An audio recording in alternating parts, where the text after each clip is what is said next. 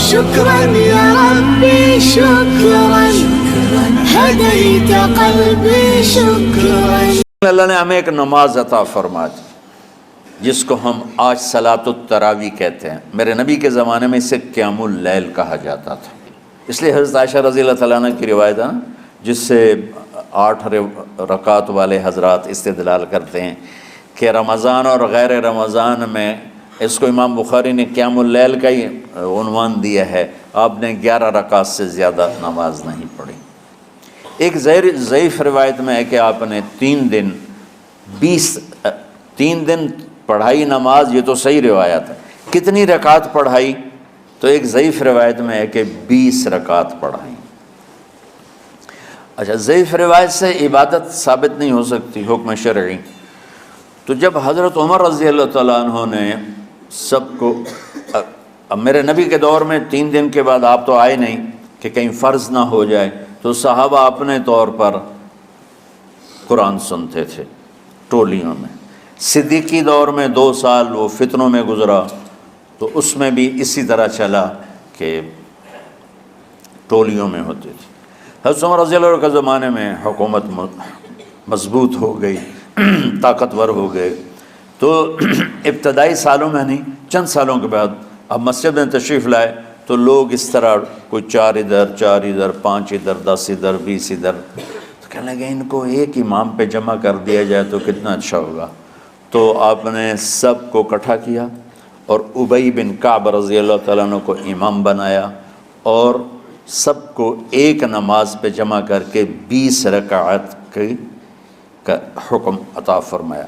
تو حضرت عمر کا یہ عمل اس حدیث کو مضبوط کر دیتا ہے کہ چونکہ میرے نبی نے کہا علیکم بسنتی و سنت الخلفاء الراشدین من بعدی، کہ میری اور میرے خلفاء راشدین کی سنت پر مضبوطی سے عمل کرنا. تو حضرت عمر کا جو 20 رکعت طے کرنا ہے، اگر ان کا اپنا اجتہاد ہے تو بھی ہمارے لیے عمل کے لیے کافی ہے، اور اگر ان کو یہ یاد ہے کہ میرے نبی نے 20 پڑھی تھیں تو اور زیادہ اچھی بات ہے. لیکن بہرحال جو 8 پڑھتا ہے ہمارا اس پہ بھی کوئی اعتراض نہیں، چونکہ وہ بھی حدیث کے ساتھ بات کرتا ہے، اور باقی پوری امت 20 پڑھتی ہے ان پر بھی اعتراض نہیں. میں ایک جگہ سے گزر رہا تھا، نماز کا وقت ہو گیا، اہل حدیث کی مسجد تھی، میں وہاں نماز پڑھنے چلا گیا تو ایک بہت بڑا اشتہار لکھا ہوا تھا 20 تراویح ثابت کرنے والے کو 5 لاکھ روپے انعام. کہ 20 تراویح، سینکڑوں سال سے امت کا عمل 20 تراویح آ رہا ہے. تراویح کا نام جو پڑھا مجھے یوں لگتا ہے کہ اہل مکہ، یعنی اہل مکہ جو تھے نا، وہ 4 تراویح پڑھ کے ایک طواف کرتے تھے. تو وہ آرام کے لیے ہوتا، ترویحہ آرام، تھوڑی دیر کا آرام.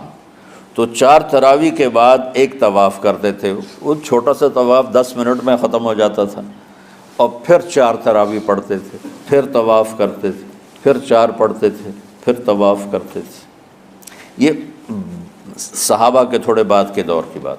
تو مدینے والوں کو پتہ چلا کہ مکے والے تو یہ کرتے ہیں. وہ کہنے لگے اساں کی کریے؟ انہوں نے کہا اسی 40 تراویح پڑھیں گے، 40 رکعت. وہ 40 رکعت پڑھتے تھے. تو نوافل میں کوئی سختی نہیں کہ بھائی 8 سے زیادہ نہیں پڑھنی، بدعت ہو جائے گی، اور 20 پڑھنا بدعت ہے. یہ سب جہالت کی بات ہے. اور یہ 8 پڑھ رہے ہیں یہ غلط ہے، یہ بھی حماقت کی بات. جو صحیح حدیث سے دلیل پکڑ کے کوئی عمل کرتا ہو تو بھائیو اس سے بحث نہ کیا کرو، مناظرہ نہ کیا کرو. یہ بہت نادانی والی بات. اور امت کا خلق لاکھوں کروڑوں انسانوں کا ایک عمل پہ جمع ہونا، یہ بذات خود اس کی طاقت کی ایک دلیل. اور حرمین جب سے میرے رب نے حضرت عمر نے 20 رکعت شروع کی، آج تک وہاں بھی ساری مساجد میں 8 رکعت تراویح ہوتی ہے، لیکن حرمین کی مسجد میں 20 رکعت، ادھر بھی ادھر بھی. اور یہ جو وہ وہاں ختم قرآن پہ دعا نہیں مانگی جاتی، یہ کس کا عمل ہے؟ حضرت عثمان کا. حضرت عثمان نے اپنے دور خلافت میں تراویح پڑھانے والے سے کہا جب قرآن ختم کرو تو دعا کرنا. وہ کہنے لگے جی کیا دعا کروں؟ کہ جو تیرے دل میں آیا کرنا. تو ختم قرآن کی رات تراویح کی آخری رکعت میں من الجنت والناس کے بعد دعا کے لیے ہاتھ اٹھانا، یہ حضرت عثمان رضی اللہ تعالیٰ عنہ نے اس کو زندہ فرمایا۔ اور امام دعا کرتا تھا 1 منٹ 10 منٹ 20 منٹ جتنے بھی، اور پیچھے لوگ آمین کہتے تھے۔ وطر کی جماعت نہیں ہوتی تھی، وطر کو باجماعت حضرت علی رضی اللہ تعالیٰ عنہ نے شروع کی کہ وطر کو بھی باجماعت پڑھا جائے، تو یہ ان کی سنت ہے کہ وطر کو باجماعت پڑھا گیا۔ تو اب یہ لہٰذا یہ سارے سنت جو کام ان خلفۂ راشدین سے ہوا وہ بھی سنت ہے۔ تو اللہ نے ہمیں ایک عبادت دے دی کہ میرا قرآن پڑھو اور سنو۔ پہلی امتوں کو تراویح کیوں نہیں تھی یا قیام اللیل کیوں نہیں تھا؟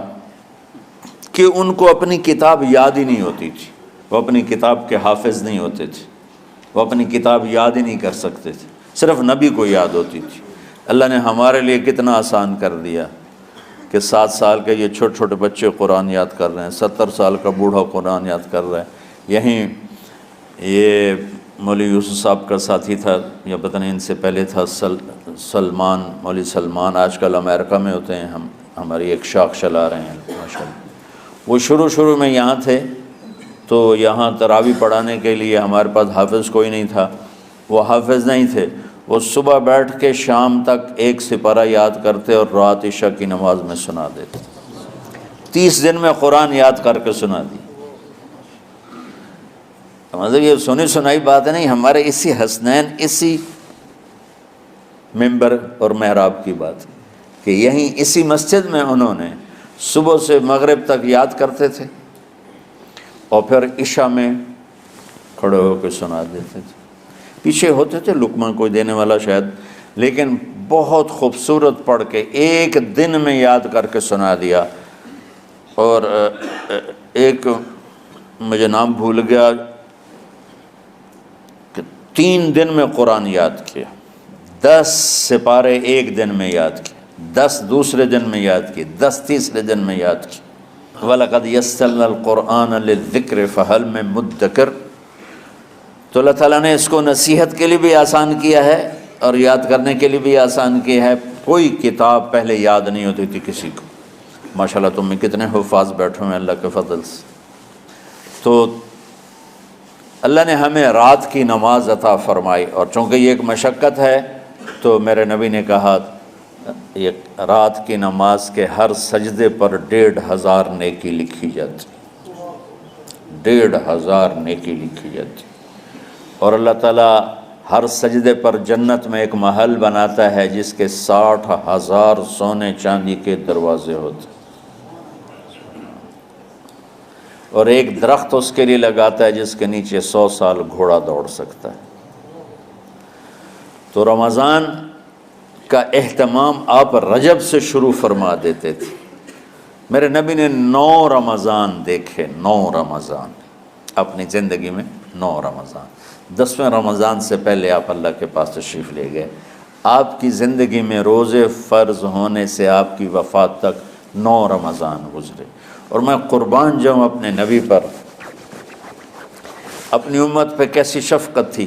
آپ سحری کھاتے تھے بالکل آخری وقت، ادھر بلال اذان دے رہا ہے اور ادھر آپ آخری لقمہ کھا رہے ہیں، اور ادھر سورج نیچے ہوا اور آپ کھجور منہ میں۔ ایک آدمی اوپر کھڑا ہوتا تھا مدینے میں تو وہ چھت پہ، گھر کی چھت پہ کھڑا ہوتا تھا، سفر میں ہے تو وہ کسی پہاڑی پہ کھڑا ہوتا تھا۔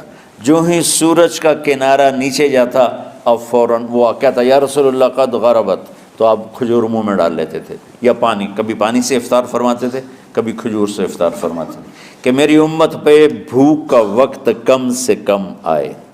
آج کل جو یہ ہمارے افطاری کے اوقات ہیں نا، یہ سورج ڈوبنے کے بھی 2-2.5 منٹ بعد کے ہیں کہ احتیاطاً، ٹھیک ہے چلو احتیاط کر لو کوئی مسئلہ نہیں، لیکن اصل ہے ادھر چونکہ اب سورج ہمیں نظر ہی نہیں آتا ہے، اس طرح ہم گھرے ہوئے ہیں شہروں میں، دیہاتوں میں بھی اب اس طرح کا ماحول ہے کہ وہ نظر نہیں آتا ہے، تو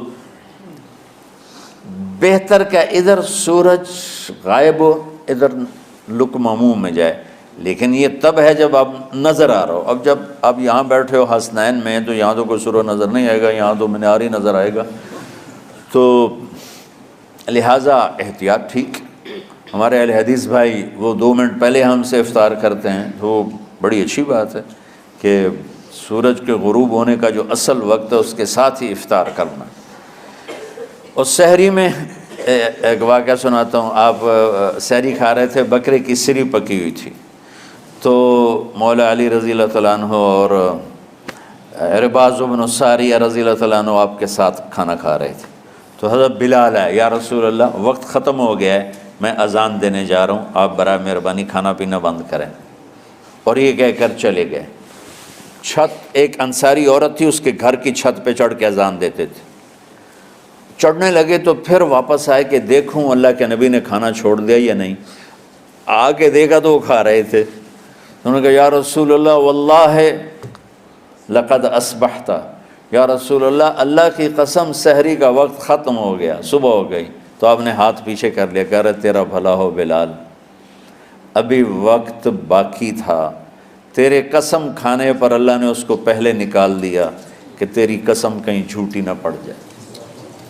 تو حضرت علی نے فرمایا کہ اگر بلال قسم نہ کھاتے تو جب تک میرے نبی کھاتے رہتے صبح صادق نہیں ہونی تھی۔